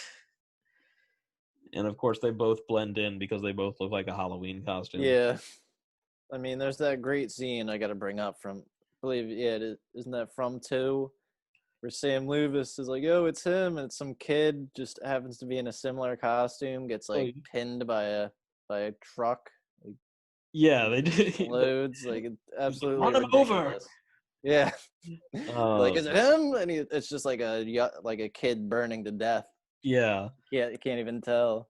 and like, because it's like I get that he'd have the mask because it's established in the movie that that's like a Halloween mask. Yeah, But like, why does he have the boiler suit too? yeah, exact same costume. That Michael stole from a mechanic that he killed. Um, there's There's another one, I think it's in 4 or 5, where they're like, Michael Myers is back. So like a bunch of rednecks go like hunting Michael Myers and start shooting at like another kid that's like trying to dress up as Oh my Michael Myers. god, yeah, I forgot about that scene. But that kid makes it out of there. He does not die. Yeah, they like form a little militia to hunt him, right? Yeah, it doesn't work, but they actually they do better than you would think they would. You'd think that all of them would just die, but they actually, I think they all make it through. And all these movies are a blur. I'm gonna have a marathon. A little Go through the Halloween Halloweens. marathon. You can drink every time it's stupid. Oh my god, I would die of alcohol poisoning pretty uh, early. Halloween is one of the, like, more so than like Freddy and Jason, is probably the most like butchered of any of the franchises. Yeah, Texas like at Chainsaw least Massacre is right up there with it. yeah. I mean, after two, just I don't know, kind of loses its integrity. Texas Right. Chainsaw, that is. Texas But Chainsaw lost its integrity after the first one because the first one is no, great. I love two. It's the same like crew, but it's just kind of like a real goofy like kind of reflects the 70s as a real like seven or the original is real 70s like S Yeah. horror film. The second Mhm. one like reflects the 80s pretty well. Right. Complete side note, a horror franchise that has kept its integrity this entire time that it's been running is the Phantasm movies. I know you're a huge fan. That's one Yeah, I have to explore a bit more. I'm like, the first one is so just like eerie and weird, but the thing is like how, I don't know how Phantasm has been going on since the 70s up to like 2018 or 2016, with like like a Yeah. sequel almost every decade or so. And you were saying it's like the same cast and same like storyline. Like Yeah. Yeah, it's not they like they come up with that like random bullshit like they do with right. these other ones. I mean, there's some pretty crazy shit that happens. It becomes like an alien, like Mad Max type thing, where it's like What? people are surviving in like a post-apocalyptic future. Like by the end of it, it like evolves like that. But if the character did not die, Well, yeah. What is the tall man? He's a freak. Is he like extraterrestrial? yeah, he's like an Yeah. alien, and that's what Yeah. they turn him into. I don't think he's explained in the first or second movie at all, but as they keep going, he becomes like, he's like an alien, like interdimensional being or something that wants to turn everyone into himself or something, What? something absolutely ridiculous. You have to go to your local Walmart and grab yourself the Phantasm box set because it's there for like $20. Yeah. Is Didn't they do a box set where it's like contained inside the sphere? Like you get a replica of the Ooh. sphere, like all the Blu-rays. I'm not sure, but sounds good. I have the first one only on a steelbook, but I just have a DVD where it's all of the other Phantasm movies. But if the character did not die in canon, then they bring that person back for the next movie. It's good So like stuff. the tall man actually, like, his actor stays alive until the last Phantasm movie, and that was like his last movie. He died like right after that one, or like while they were filming it or something. Damn, that's a shame. So there's probably not going to be another Phantasm movie, but the fact that it has stuck around for so long, completely under the radar, and Yeah. kept its integrity, because the movies do not just become stupid or anything; they just change their genre. Well, Like what how, I remember is like the first one's kind of like a bit of a primitive film. Like the oh yeah, effects they have are just that silver ball flying around, but like by the it, second one, the gore effects kind of evolve. oh yeah, the second one is definitely a step up, but the first one has this like eerie quality to it. Like there's just this one bit where like the kid is watching the tall man like in the Oh cemetery, yeah, yeah. and like you just watch the tall man like drive up a hearse and then like single-handedly like pick up a coffin and like just dump it in the ground, and then he Yeah. just like stares at the camera or something. It's There's eerie. just it's very like what's the word I'm looking for? Like it's really like based on the movie's like tone, like real eerie tone. Yeah, There's so many scenes of the tall man just walking, looking yeah, menacing. and just look because he's a they call him the tall man for a reason. He's a Yeah. big dude, and he just has like that face that's just like unnerving. But anyway, I can talk about Phantasm another time.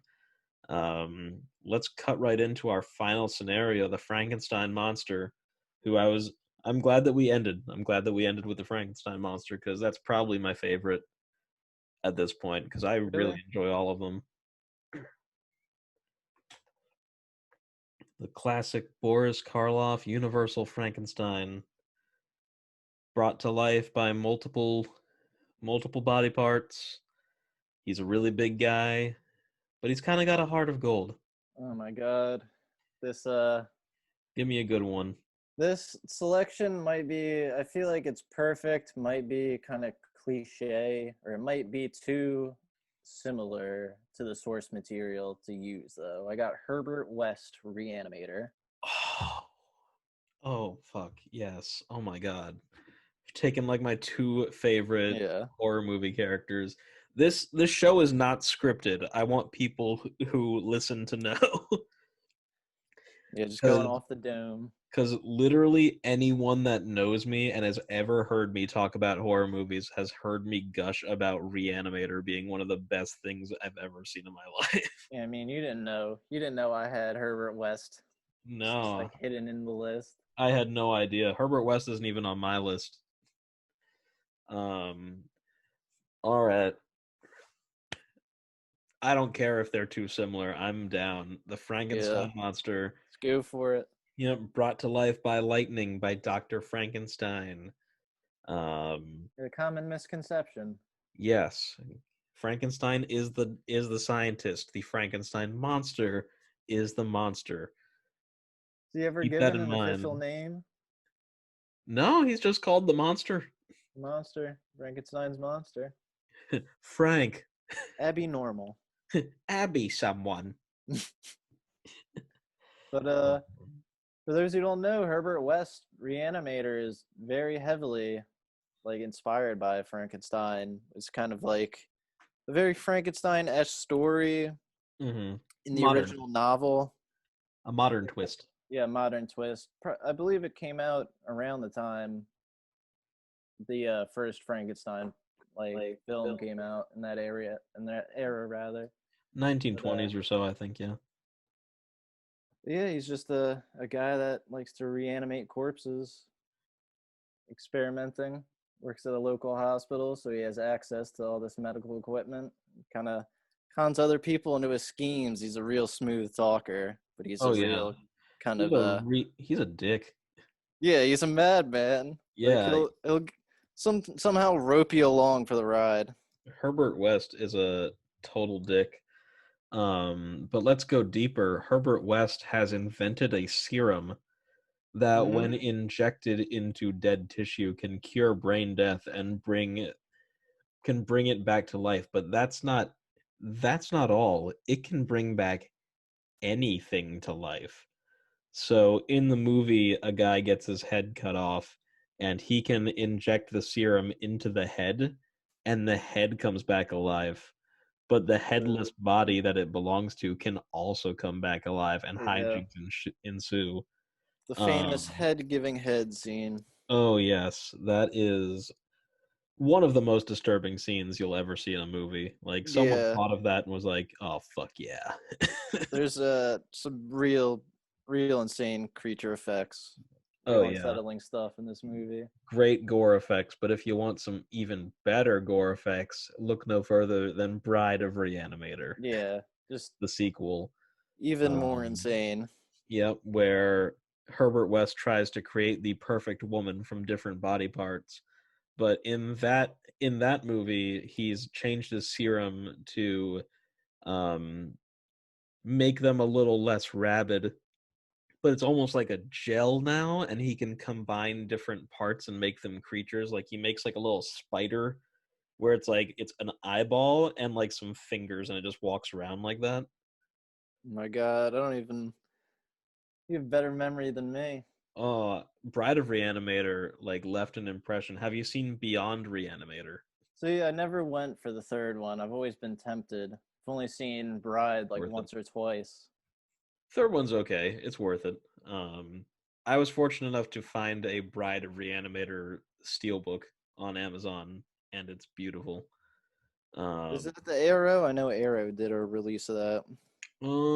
I do not know if the Bride of Steelbook is Arrow, but my Blu-ray of the original is Arrow, and it's got a cool like its cover art is like a Herbert West like brain diagram, like old timey medical diagram of like his brain. Like similar to what the intro, the Yeah, opening credits. yeah, similar to that. And then the third one, he's basically caught for his crimes against humanity and is put in prison, but he still somehow brings his serum to the prison, and all hell breaks loose at the prison. It's pretty sick. Does it match the first two? Because that one was like 2004 or something. That one came out. Yeah, he's definitely aged. Jeffrey Combs, a great actor, very underrated. He's also in The Frighteners. And Um, From Beyond, that's one of my favorite movies mhm. of all time, made by the he same um crew. he does a lot of voice work. He actually voices I think he voices Rorschach in like animated adaptations of Watchmen characters. What? I know he definitely voices the Question, the DC Comics character. I'm not familiar. He's like a faceless detective. Rorschach. Um, I was watching the show Tigtone. Was pretty. It's like a new fantasy show on Adult Swim, and I heard his voice in there. That's honestly, I wasn't aware he was a voice actor before that. oh, okay, yeah, he Jeffrey Combs does a lot of voice work now. He's one of those actors that like he'll do something on camera like if you ask him to, but he's mainly just happy with doing his voice work and getting his like little voice acting check and just living with that. He's I mean, very much makes sense. he's very He's always been so expressive. yeah, he's very much out of the limelight, but he's basically a scientist that is obsessed with his work. He's a mad scientist.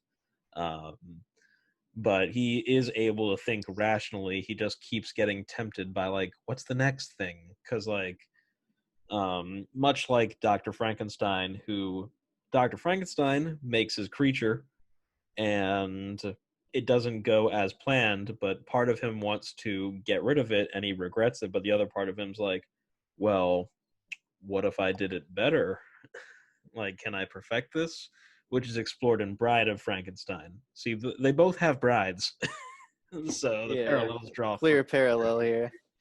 Um, but how do they cross over? So Herbert West is decides to take is taking a trip off to Germany. I believe that's where it is. He's gotta, he's gotta, he's gotta skip town due to his medical malpractice. Oh yeah, somehow he ends up in Germany. It wouldn't be the first time he's been overseas. I think that's where the first movie's like intro actually takes place. Um, but he's got to lay low a little bit, and well, there's this abandoned castle, Castle Frankenstein. It is Germany, right? I think it is. There's people with lederhosen in that movie. That makes Sounds right to sense. me. Um, but basically, Herbert West is running off because he needs a place to continue his research, but also a place where no one would find him. So he figures that Castle Frankenstein is the best place. Um, Is Dr. Frankenstein established? Does Herbert West perhaps look up to him?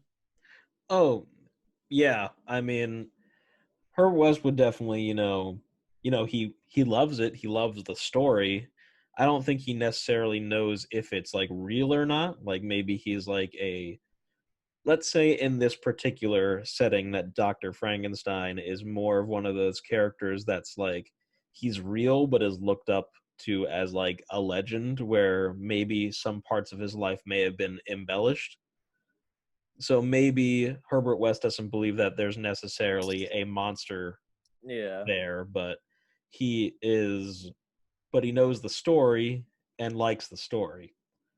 Like, that was probably his inspiration for, doing what he does, because he's like, oh well, Got the it, gears turning. yeah, like that's probably his inspiration. He probably read it as a kid or something, and he's been hooked ever since. That probably was his inspiration. So he ends up at Castle Frankenstein, Dr. Frankenstein being a real person, but he doesn't necessarily believe like all of the stories about him. Um, like George Washington,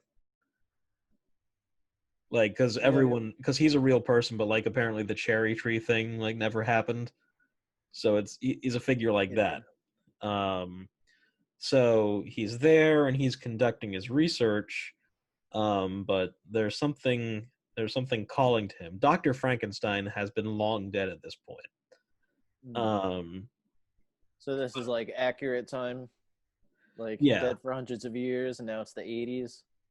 yeah, it's probably even later. Like this might even be after Beyond Reanimator. Hmm. Like he's escaped prison and now he's like, out on his Gotta own. lay low. Yeah, he's still trying to like perfect his serum and like, make it stronger and stuff. But there's like an air that's calling him, almost very, very ghost like. And he, ventures down below the castle. Sorry. So he ventures down below the castle, and like the original lab is there, and then like even lower, like in the catacombs, he's very shocked that the monster's corpse is there and buried. Wasn't there a supply of like body parts? Yeah, Maybe thinking back to young Frankenstein. right. Um, so he finds the original Frankenstein monster is down there, and he has been there for centuries or decades or so.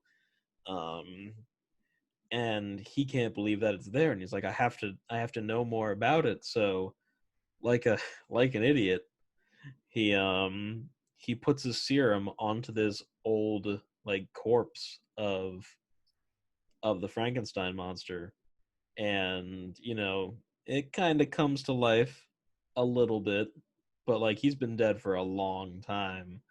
So he basically becomes a new Frankenstein, where he's like patching up the old, you know the old monster with new like robbed graves. So he's like patching him back up. Then he used the serum again. The monster rises, but of course it's You think Herbert he's West. somewhat resentful, like better than Frankenstein? He was using like archaic, like a bolt of lightning. My serum's the real deal. Yeah, something like that. I don't think he would like, belittle Frankenstein in that way. He'd probably be like, look how far I've come. It's Yeah, amazing that he was able to do this back then, but now I can perfect it. But yeah. of course, things don't go so well, and the Frankenstein monster, as usual, does not obey its master and its creator, and it basically just does a whole thing. But the difference, so Dr. Frankenstein's monster has like almost a consciousness. He's like a big child almost. Yeah, So like there's he like doesn't. that whole portion when he meets the young girl. It's almost Right. like endearing for a bit. Yeah, like he's not a monster by nature. He just does not know how to respond to things. He's almost like a big child or someone that like he just doesn't know, right? And but the difference is that this is the Herbert West serum, and maybe it's not as good as the lightning, because everything that gets brought back with the Herbert West serum comes back bad. Yeah, It's like like the he's got a zombies just go bottle. ape shit. Right. It's like he's got a bottle of Pet Cemetery. Yeah, Um, so now the monster is back, and the monster's back like with a vengeance. Like the Frankenstein's back, and he's pissed. um, he's pissed. His last memory is you getting beat to death by. Well, I guess that's the first one. He's getting attacked by the angry mob. hmm The second one, he blows up the castle, and see, that's the His thing about bride the is Universal. resentful of him Yeah, that's the thing about the Universal Frankenstein movies is that they destroy Frankenstein's castle like just for it every to other be movie. fine in the next movie. Right. It just is fine with a different like shape. So I'm sticking within continuity that he is still in Frankenstein's castle, but the monster is like buried like underneath. Yeah, There's even one where they find him like he's frozen in ice under the castle. That doesn't make any sense. yeah, I vaguely remember that. Um but yeah, so basically Frankenstein's back and he's pissed and he's going on a rampage. He doesn't necessarily attack West at first, but West then has to go and like confront um Frankenstein's old creation because now, he's wreaking havoc and no one knows like it's drawing attention to the fact that West has been hiding out here and so Yeah, on. another damn Frankenstein outbreak in the small German town. Yep, it never ends. They thought it was over 100 years ago, but Now they now, realize the legends are true. right. So yeah, and then Herbert West has to confront the Frankenstein monster that he of course brought back to life. But he, even though he's not related, he's suffering that curse of Frankenstein where even after he somehow kills the Frankenstein monster again, he's like, I can do it better. And the cycle just keeps repeating itself. Becomes the new Dr. Frankenstein. Right, pretty much. So it's kind of a versus battle where he's got to take on the monster. Monster fights him back. But Herbert West, you keep thinking that he's done for, but just like any horror icon, he comes back for another movie. Got to perfect the serum. Yep. But So that was does what he was that? die by his own like hubris? Like, do you think he would eventually perfect the serum, or would the monster, kill him first? Um, I probably think that he would end up dead before Yeah, actually making a perfect like back to life serum. I mean, he would have to inject himself. Yeah, I feel I feel like he does that in one of them. Yeah, I've seen the first one a lot, but but I've only seen the second one and the third one once respectively. But I think at some point he does indeed inject himself with the serum, and I do not know what that does to him. I do believe he tries it in the second one, but Yeah, I think he just enjoys it. yeah, keeps him on edge. Right. But yeah, that is Dr. Herbert West versus the Frankenstein monster. I'm so happy about that. Hell yeah! I mean, I feel like that's a perfect finale. Yep. And now we've talked about all of like some of the biggest horror like Halloween icons. We've talked about Michael Myers. We've talked about all the Universal monsters. We've talked Yeah, about Jack all the Skellington. classics. We've talked about Sam from Trick or Treat. We've talked about every Halloween person there is. Just about. Michael Myers was checking that last box. And then we got the Frankenstein monster. Everything is as it should be. So, Drew, to close things out, go ahead and recommend a horror movie to the viewers that we have not mentioned yet. I got a bit of an obscure one, but I have to mention it. If anyone like knows me real personally and are listening to this, I'm absolutely obsessed with this movie called Father's Day. He is obsessed with that movie Yeah, called Father's Day, which I still Father's haven't seen. Day, essentially made by like a few like five. It's five writer directors. It's a filmmaking collective called Astron Six, and they made this movie essentially right out of college. Has about like I believe like it was made for around $10,000, but it just they stretched the budget so far. Like this is it's a similar style to like Hobo with a Shotgun, but it like so much better. It like the storyline is about a man who rapes and kills fathers. A man who had his father killed has to take revenge, ends up being put in jail, and it becomes like an ensemble horror comedy with a gay prostitute, a priest, and this one-eyed man and his stripper sister. All are out to kill this one fat man. And they just like they go through it all. They travel around the world, and they even go to hell. I don't even Nice. just got to take my word for it. It's absolutely insane. It's the best thing Troma has ever put out. Which I mean, guess really isn't saying much, but Uh, I highly recommend it. Trauma. 10 out of 10. Nice. Even better than Terra Firmer? Terra Firma is great, but it can't compare. Terra Firmer is nuts. I am recommending Cemetery Man. Oh hell yeah. At midnight I'll take your soul. Isn't that the original title? No, no, no. Those are the Coffin Joe movies. I'm talking about Oh yeah. Cemetery Man. Cemetery Man, I think, is 90s. I think it's a little bit Well, that's foreign. yeah, Della Morte, Della More. What does that Yeah. translate to? I think it's Of Life, of Death, or something like that. Um, it's about this guy who works as like a groundskeeper at a cemetery where the dead always rise like on the seventh day that they're buried, and he basically just has to hang out there and shoot them when they come back. And all sorts of absolute crazy shit happens in that movie, and it is fun. It's well made. It has like beautiful Yeah, moments. It has it's crazy moments. production value is like far greater than you would ever expect for a movie like if with the storyline it does. Right. It's like it's borderline artsy at Yeah, the I same would definitely time. say it's artful. Right.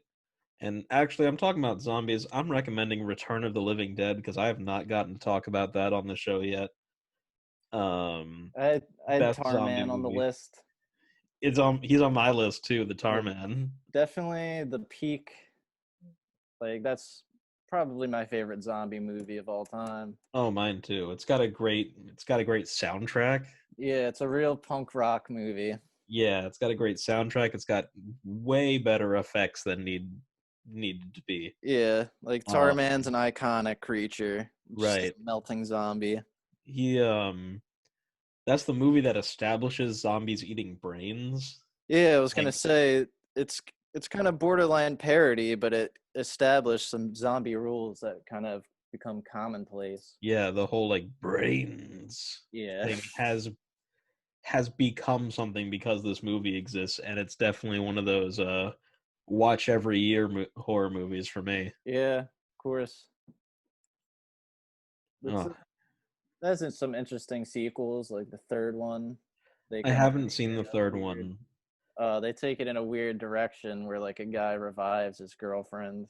I definitely recommend it. Two is kind of like a retread of the first one. Yeah, Three, two has its I own recommend it. Tarman. Yeah, with the nose this time. It's Yeah, freaky. the second one has like comedy in it though. Yeah, even more. The first one's kind of like a black comedy, but the Yeah, second one definitely plays it up more. Is the second one has a like a bit kid. poppier. Yeah, it's The like second one has like it's almost a a more if it wasn't so, marketable film. if it wasn't so gory, it'd be a family movie. Yeah, exactly. Like a Like a Disney Goosebumps. Channel.